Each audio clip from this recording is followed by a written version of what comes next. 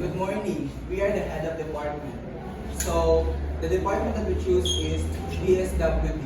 Now we will discuss what is the DSWD going to do in this kind of disaster.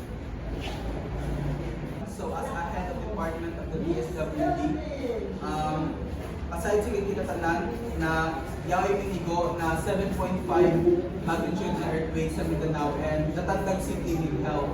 So, una sa ato pwede na mahimo para tabangan ang City of Tandag. Anyone? Yes. So I propose this plan. As the DSWD, we take parts in this kind of calamities or disaster. So kita kayo sa kita yung assignment sa Tandag, kung yaon sa ganyan mag-igo, knowing na kita dapat ang correspond sa inani ng calamity. So my suggestion is, we need to use our emergency funds to help the affected areas. For example, ang ato emergency funds, ibalita ka nato siya ng noodles and cans and also rice. So, needed na mahatagan nato ang each houses ng fare. So, dili nato sila mahatagan ng full blast. So, kinahanglan may limit na nato bihatag. So, is it okay with you na ang emergency fund is gamiton nato siya for this kind of calamity? Excuse me, but I disagree.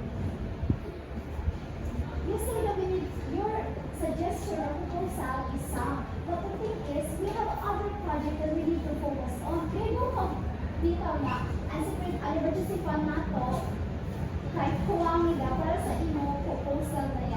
Paano yan sa iba na kuwangan pa na din at mahatagan ng mga cans. Tapos ang project, what about the other part? So, yaon sa ato duha ka decision or suggestion na yan imo, which is kan Miss Jolina and kan Miss Pico. So, sino saan mo agree ng suggestion ni Miss Jolina? Then, sino sa bang mo agree ng decision ni Miss Pico? So, majority wins. So, kan Miss Jolina ang ato himuon na suggestion, which is mag-allocate kita ng gamiton nato ang ato emergency funds, then i-allocate nato sa Tandag City para matabangan sila. So, that is our decision. Then, this meeting will be adjourned.